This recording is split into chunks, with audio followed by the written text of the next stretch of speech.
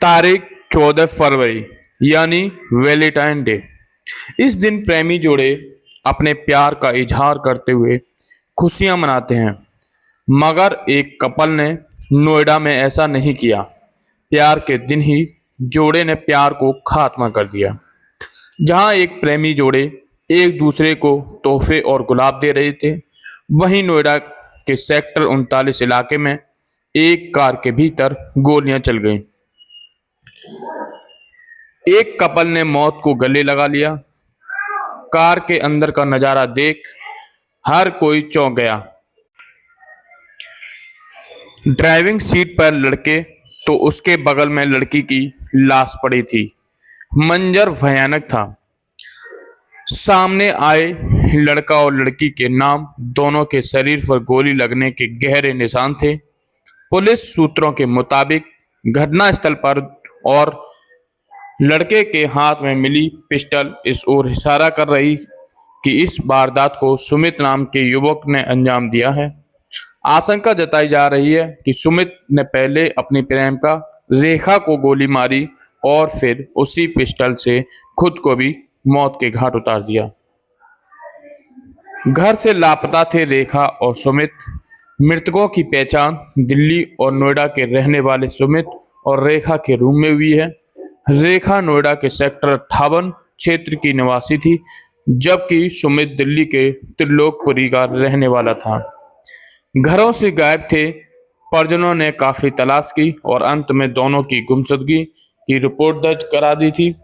रेखा की missing report उसके परिवार ने नोएडा में ही दी थी, लेकिन किसी को अंदाजा नहीं था उनकी तलाश इस दर्दनाक मोड़ पर खत्म होगी। मेरी चचेरी बहन है। कल रात में जब वो ऑफिस से चली थी 7 बजे, अपने मदर को कॉल की थी और उनका एक्सपेक्टेड आधा पौन घंटे में वो अपने घर पहुंच जाती थी।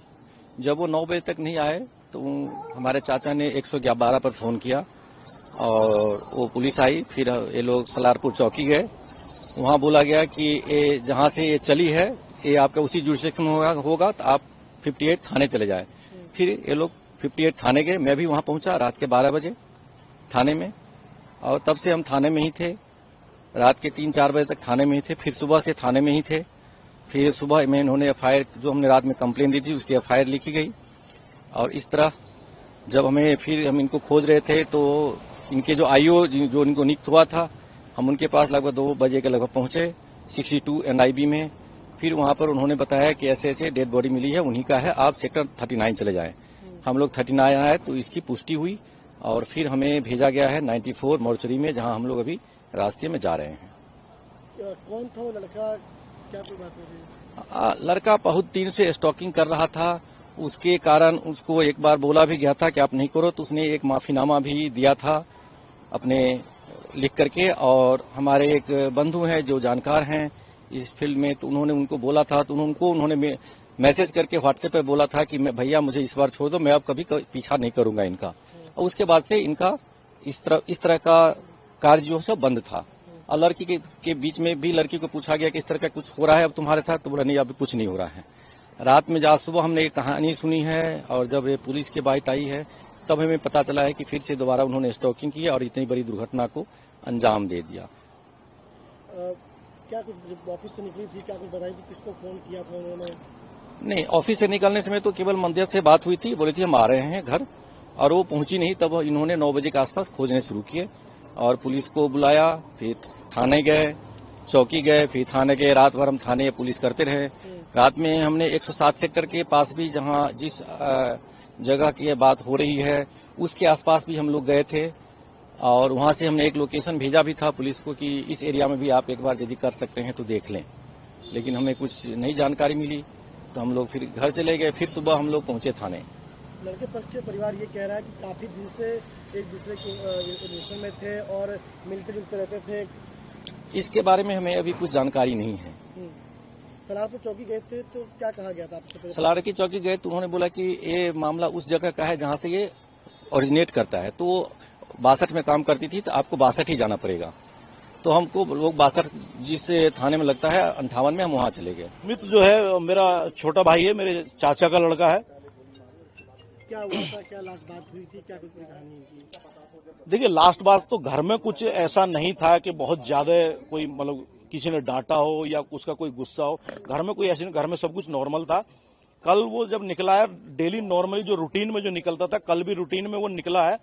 और इसके जो लड़की के जो फैमिली वाले हैं, उसका कोई जीजा है जो बाहर आउट ऑफ इंडिया रहता है, वो आईएसडी कॉल करके सुमित की भाभी जो है उसको धमका रहा था कि सुमित जो है लड़की को लेके चले गया है। अब ये समझिए कि लड़की के घर वालों को पता है, हमें नहीं पता था। जब उन्होंने कॉल की है उसके बाद फिर हमें पता चला, हमने ढूंढान शुरू करी है और उसके बाद ये लगातार जो है धमकी भरे लहजे में जो है परिवार को धमका रहे थे। फिर मैं पहुंचा, मैंने उनको जो है सजेस्ट किया है कि सबसे पहले आप दोनों बालिग हैं तो सबसे पहले आप मिसिंग की कंप्लेन, उन्होंने मिसिंग नहीं की थी रात को 9 बजे तक, 9:30 बजे तक उन्होंने मिसिंग की कंप्लेन भी नहीं की थी। मैंने उनको सजेस्ट किया था कि आप सबसे पहले जाके मिसिंग की जो है वो कीजिए। तो मैंने फिर जो है दिल्ली मयूर विहार में मिसिंग की क्या नाम जो है शिकायत दर्ज कराई थी। उसके बाद इन्होंने यहाँ कराई थी और उसके बाद रात को इनको लोकेशन मिल गई थी उस लड़की की, जैसा कि इन्होंने बताया। हमें नहीं मिली, पूरी रात हम जो है लड़की के ऑफिस के यहाँ घूमते रहे, हमें नहीं मिली। सुबह जब यहाँ भी हम सेक्टर 39 में भी ढूंढने ही आए थे, यहाँ आकर जो है पता चला कि ऐसे कोई डेड बॉडी मिली है।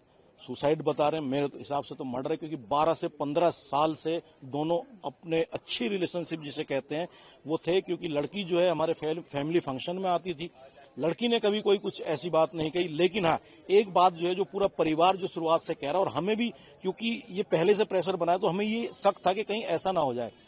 लड़की और लड़के को दोनों को कास्ट को लेके जो है प्रेशर बनाया जा रहा था पिछले काफी समय से। जो लड़की जो है थोड़ा सा शायद जो है उसको प्रेशर माननी थी। तो मुझे ये लगता है कि आज एक बार फिर जो है जातिवाद की भेंट जो है एक लड़का और लड़की चढ़ गए। सचिन क्या करता था? सचिन क्या काम करता था? सुमित फिलहाल उसका छोटा मोटा बिजनेस है, वाटर प्लांट का उसका बिजनेस है। और जो है पहले वो क्रिकेट खेला करता था, लेकिन 7 साल पहले इसी लड़की के साथ इंजर्ड हुआ था वो।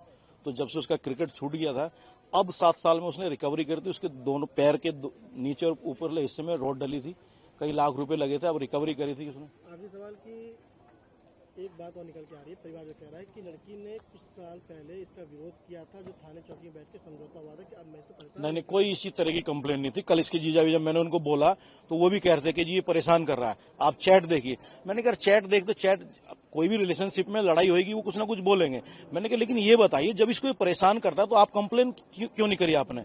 अभी तक कोई कंप्लेन नहीं, कोई कुछ नहीं। लड़की आती थी बाकी, अभी 6 महीने साल भर पहले मकान का उद्घाटन हुआ था, दोनों जोड़े की तरह बैठे हैं। पुलिस इस पूरे मामले को लव अफेयर से जोड़कर देख रही है। वैलेंटाइन डे पर हुई इस वारदात ने इलाके में सनसनी फैला दी है। पुलिस की टीमें मौके पर मौजूद हैं और फॉरेंसिक जांच के जरिए कड़ियों को जोड़ने की कोशिश की जा रही है। सवाल यह है कि आखिर कल से लापता इस जोड़े के बीच ऐसा क्या हुआ कि वैलेंटाइन डे के दिन बात कत्ल तक पहुंच गई।